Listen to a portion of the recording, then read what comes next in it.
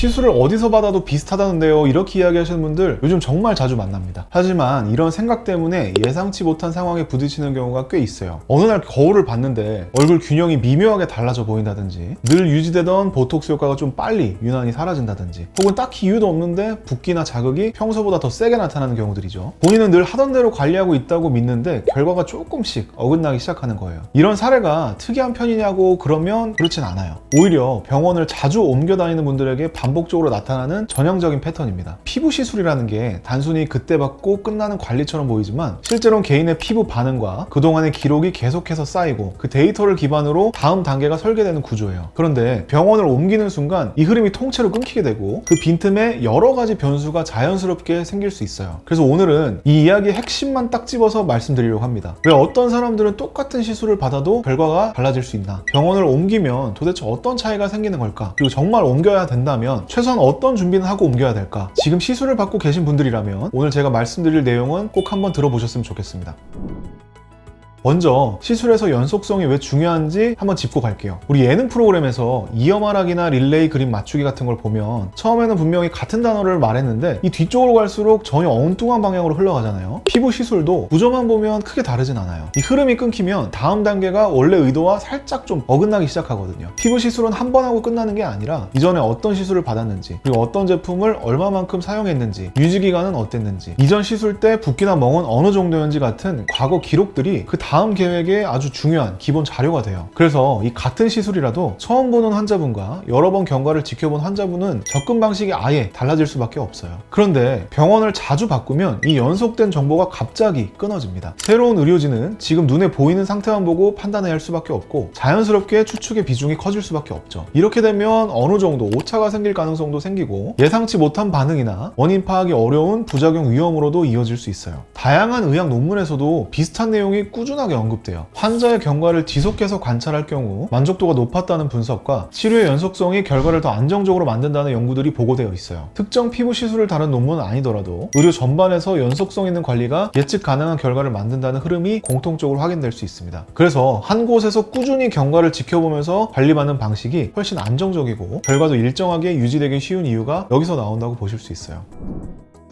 그럼 병원을 자주 바꾸면 현실적으로 어떤 문제들이 생길까요? 많은 분들이 병원만 달라지는 거지 뭐 시술은 똑같잖아 라고 생각하실 수도 있는데 현실에서는 여러 가지가 한꺼번에 겹치면서 상황이 훨씬 복잡해지는 경우가 생겨요. 가장 먼저 생각하셔야 될 건 이 시술 간격의 문제입니다. 시술 효과가 아직 남아있는 상태에서 같은 시술을 추가로 받으면 과하게 교정될 위험도 있고, 반대로 이미 효과가 거의 사라진 뒤라면 이 누적 효과를 기대하기도 어려워요. 그런데 이 새로 간 병원에서는 여러분의 과거 데이터를 정확하게 알기 어렵기 때문에 이런 타이밍을 맞추는 게 쉽지 않습니다. 그리고 설령 본인이 시술 받은 시기를 대략적으로 기억하고 있어도 이 공백은 생길 수밖에 없어요. 예전에 어떤 제품을 어느 위치에 또 어느 층에 얼마나 넣었는지 같은 객관적인 의학적 기록은 일부 남아있을 수는 있지만 실제로 시술한 의사가 눈으로 보고 손으로 느끼며 판단했던 뭐 붓기라든지 패턴이라든지 이 멍의 정도나 회복 속도 같은 감각적인 정보는 빠질 수밖에 없거든요. 이 정보들이 사라지면 이 설계의 정확도가 떨어질 수밖에 없습니다. 다음으로는 시술 방식이 충돌할 수 있다는 거예요. 기존 병원에서는 오랜 경과를 바탕으로 강도라든지 주입하는 층, 각도, 압력, 제품의 특성 등 여러 가지를 계산해서 여러분에게 맞는 패턴을 만들어 놓습니다. 그런데 이러한 데이터들이 전달되지 않은 상태에서 새로운 의료진이 접근하시게 되면 기존의 방식과 어긋난 강도나 테크닉이 들어갈 가능성이 있어요. 이런 차이는 뭐 비대칭이나 염증 같은 원치 않은 반응으로 나타날 수도 있고, 같은 시술이라도 기대했던 흐름과는 좀 다른 결과가 나올 수도 있어요. 특히 작은 이상 반응은 사실 누구에게도 생길 수가 있는데 한 의료진이 지속적으로 관리해온 경우라면 지난 시술에서 조금이라도 특이한 반응이 있던 부위를 자동으로 좀 피한다든지 강도를 조절하거나 다른 방식으로 우회할 수가 있어요. 근데 반대로 이런 기록 없이 처음 만난 의료진에게는 이런 조정이 사실 어렵죠. 결국 겉보기에는 같은 시술이라도 두 병원에서의 출발점이 완전히 달라지게 될 수밖에 없다는 거예요. 장비나 기기 차이도 혼란을 부를 수가 있어요. 종종 저 예전에 이거 받은 적 있는데 여기서도 같은 걸 받을 수 있나요? 라고 물어보시는 분들도 있는데 사실 이름만 같고 내부 구조나 세팅이 다른 경우도 정말 많아요. 예를 하나 들자면 동일한 레이저라고 해도 병원마다 사용하는 핸드피스, 레이저의 색이 다를 수가 있고 넓게 퍼지는 팁을 쓰는 것도 있고 깊게 집중되는 팁을 쓰는 것도 있어요. 겉보기에는 이게 같은 시술인데 피부가 느끼는 자극의 결이 완전히 달라질 수 있다는 거죠. 펄스 폭도 핵심 요소 중에 하나인데, 다시 얘기해서 에너지를 한순간에 짧고 강하게 넣느냐 혹은 길게 나눠 넣느냐의 차이예요. 병원마다 그리고 원장님들마다 철학이 좀 다르기 때문에 같은 장비를 사용하더라도 색소 개선을 목표로 짧고 강한 펄스를 쓰는 게 있고, 피부 장벽이 약한 분들을 위해서 길고 낮은 에너지로 여러 번 나누어서 들어가게 설정하는 곳도 있어요. 게다가 같은 기계라도 사용 방식이 병원마다 다를 수가 있어요. 어떤 제조사의 권장 세팅을 그대로 사용하시는 분들도 계시고, 자체 자료를 바탕으로 병원만의 안전한 프로토콜을 만들어 쓰는 것도 있고, 의료진마다 샷수나 패턴을 환자에 따라 바꾸는 분들도 있어요. 그러다 보니 이전에 토닝을 받았으니까 여기서 그냥 똑같이 이어하면 되겠지라는 생각이 실제로는 잘 맞지 않습니다. 예전에 어떤 장비로 어떤 강도로 받았는지 모르는 상태라면 지금 세팅과 충돌이 생길 수 있고, 누적된 자극을 고려하지 못해서 피부에 과한 자극이 들어가거나 반대로 혹은 너무 약해서 효과가 떨어질 수 있거든요. 필러나 스킨 부스터 같은 주사 시술은 조금 더 섬세해요. 어떤 제품을 어디에 또 어느 층에 얼마나 넣었는지에 따라 이후 계획이 완전히 달라지기 때문이에요. 같은 필러라도 얕은 층에 넓게 깔듯이 넣었는지 깊은 지방층에 볼륨을 들어 올리듯이 채웠는지에 따라 해석이 좀 많이 달라지고 그 다음 단계도 달라질 수 있어요. 그래서 이전에 어떤 기록이나 데이터 없이 현재 만져지는 느낌만 갖고 판단하는 건 의료진 입장에서도 부담이 좀 크고, 시술받는 환자분들 입장에서도 결과가 좀 흐릿하거나 반대로 과하게 들어가서 딱딱해 보이거나 부자연스러워 보일 수 있다는 위험성이 있습니다. 이런 여러 가지 변수들이 겹치다 보면 병원을 바꾼다는 단순한 선택이 생각보다는 많은 영향을 줄 수 있다는 점도 염두에 두시는 게 좋아요.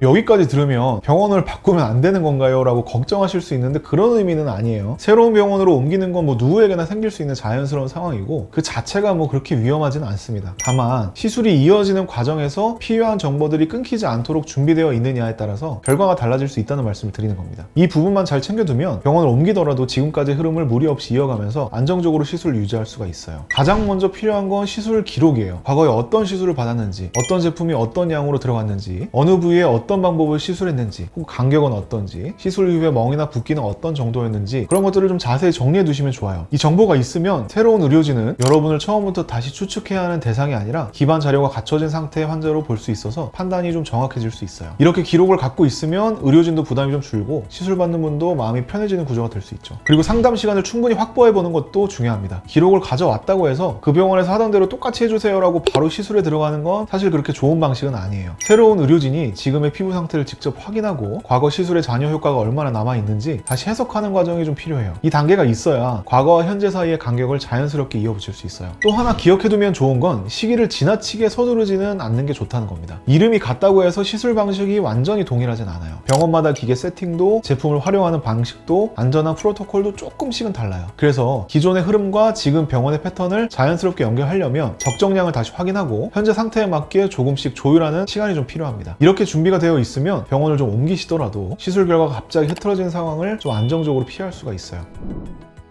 모든 시술이 똑같은 방식으로 관리되는 건 아니지만 몇 가지 시술은 개개인의 반응을 계속 관찰하면서 조금씩 조정해가는 방식이 훨씬 정확합니다. 한 번만 보고 판단하는 것보다 여러 번의 변화를 한 흐름 안에서 이어가는 쪽이 훨씬 안정적입니다. 가장 먼저 떠오를 수 있는 시술이 바로 보톡스예요. 이 사람마다 근육의 움직임과 이 약효 지속 시간이 크게 다르고, 이 미간이나 이마 보톡스는 보통 한 3-4개월 정도 유지되지만 개인에 따라 더 길게 가기도 해요. 같은 부위에 반복해서 시술하면 근육이 점점 얇아지면서 지속 기간이 늘어나는 경우도 있어요. 그래서 내 근육이 어떻게 움직이고 어떤 패턴으로 약효가 유지되는지 여러 차례 관찰한 의사가 시술할 때 용량과 간격을 더 정밀하게 조절할 수 있습니다. 반면에 병원을 자주 바꾸다 보면 어떤 곳에서는 약효가 빨리 풀리고 어떤 곳에서는 표정이 어색할 정도로 오래가는 식으로 균형을 맞추기가 좀 어려울 수 있어요. 필러도 마찬가지입니다. 이전에 넣었던 필러의 잔여량과 위치를 정확하게 알아야 자연스럽고 안정적으로 다음 계획을 세울 수 있어요. 이 히알루론산 필러는 종류나 주입 부위에 따라 길게는 한 1년 이상 유지될 수도 있죠. 남아있는 필러를 모른 채 새로 주입하면 한쪽만 지나치게 부풀거나 딱딱한 덩어리처럼 만져질 위험이 있어요. 같은 의사에게 반복적으로 관리받으면 남은 양과 층을 고려해서 필요한 부분만 소량 보충하는 방식으로 자연스러운 라인을 이어갈 수 있다는 장점이 있어요. 경험이 쌓일수록 해석이 더 정교해지기 때문에 꾸준히 같은 의료진에게 받는 게 훨씬 유리한 이유입니다. 리쥬란이나 주베룩 같은 스킨 부스터도 누적 패턴이 사실 중요해요. 어떤 제품을 어느 층에 어떤 방식으로 반복해서 넣었는지가 피부결과 탄력 변화에 직접적인 영향을 주거든요. 한 의료진이 일관된 방식으로 여러 차례 시술하면 피부가 점진적으로 좋아지는 좋아지는 흐름이 유지될 수 있는데 병원을 옮기면서 시술 방식이 그때그때 달라지면 어떨 때는 좀 얕게 넣었다가 깊게 넣었다가 하는 식으로 패턴이 좀 흔들릴 가능성이 있어요. 그러면 어떤 날은 효과가 좋아 보일 수 있는데 또 어떤 날은 변화가 거의 없다는 식으로 일관성이 좀 떨어질 수도 있죠. 레이저 토닝이나 혈관 레이저도 개인차가 좀 큰 시술입니다. 특히 홍조처럼 민감한 주제를 다루는 레이저는 단기간에 몇 번 한다고 답이 나오지 않고 여러 번의 반응을 보면서 안전한 세팅을 찾아가는 과정이 좀 필요해요. 이 펄스가 좀 짧으면 순간적으로 강하게 작용해서 피부가 민감하게 반응할 수 있고, 이 펄스가 길면 더 부드럽게 들어가서 열 응고 중심의 반응이 나오기도 해요. 이러한 어떤 세부 차이를 정확하게 조절하려면 같은 의료진이 오랜 기간 기록을 쌓아가야만 환자분들에게 맞는 최적의 강도를 결정할 수 있어요. 병원을 옮기면 지난 세팅이 어떻게 들어갔는지를 알기가 어렵기 때문에 안전 범위를 넘거나 너무 약하게 들어가서 효과가 떨어질 위험이 높아질 수 있습니다. 여드름 치료도 예외는 아니죠. 여드름은 반복과 재발이 흔한 만성 질환이라서 꾸준하게 관찰하는 게 매우 중요해요. 사람마다 피지가 갑자기 증가하는 시기와 부위가 다르고 스트레스나 호르몬처럼 악화 요인도 개인별로 다르게 작용해요. 같은 피부과에서 꾸준히 진료받으면 이런 패턴을 의사분들이 자연스럽게 기억하게 되고 약물 조합이나 도포 주기, 레이저 강도까지 훨씬 세밀하게 맞출 수가 있어요. 유지 치료가 꾸준히 이어질수록 재발 위험이 줄어든다는 연구들도 많기 때문에 이 흐름을 이어서 관리하는 게 실질적으로 도움이 됩니다.